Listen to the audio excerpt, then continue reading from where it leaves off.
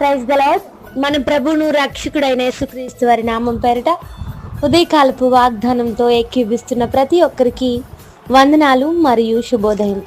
అనుదిన వాగ్దానాల ద్వారా మనల్ని బలపరుస్తున్న దేవునికి స్తోత్రాలు. నేటి వాగ్దానం యోబు గ్రంథం 8వ అధ్యాయం 20వ వచనం. ఆలోచించుము, దేవుడు యథార్థవంతుని త్రోసివేయుడు, ఆయన దుష్కార్యములు చేయు వారిని నిలువబెట్టడు. యథార్థవంతులను దేవుడు త్రోసివేయుడు. ఎంత చక్కని మాటలు మనం చదివి ఉన్నాం కదా.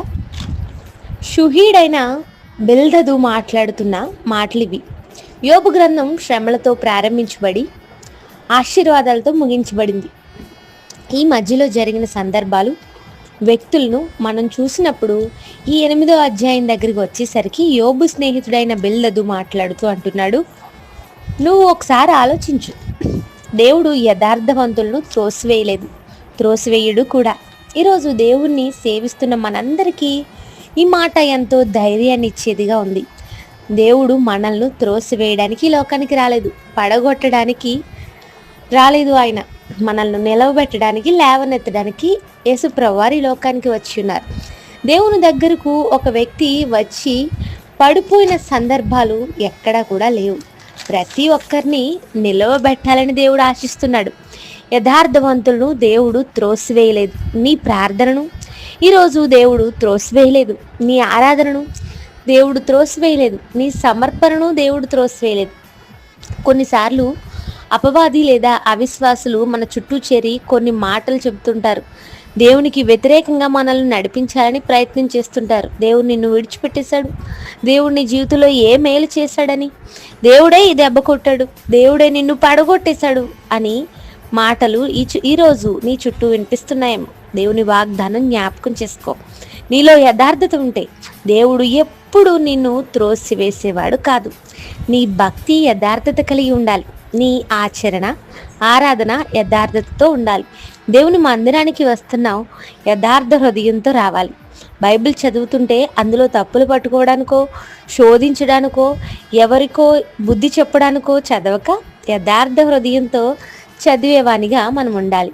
ఎవరినో సంతోషపరచాలని పాటలు పాడేవారిగానో, ఎవరినో మెప్పించడానికి ప్రార్థన చేసేవారిగానో కాక, దేవుని కొరకు యథార్థ హృదయంతో మనం జీవించగలిగితే అప్పుడు దేవుని ద్వారా గొప్ప ఆశీర్వాదాలు చూడగలుగుతాం. దేవుడు అలాంటి వారిని త్రోసివేయడు. ఒకవేళ ఇంతవరకు దేవునికి దూరంగా జీవించావేమో, యథార్థ హృదయంతో దేవుని దగ్గరకు రాగలిగితే ఆయన నిన్ను త్రోసివేయక ఆదరించేవాడు. దుష్కార్యాలు చేసేవారిని దేవుడు నిలవబెట్టడు అనే మాట మనం చదివి ఉన్నాం.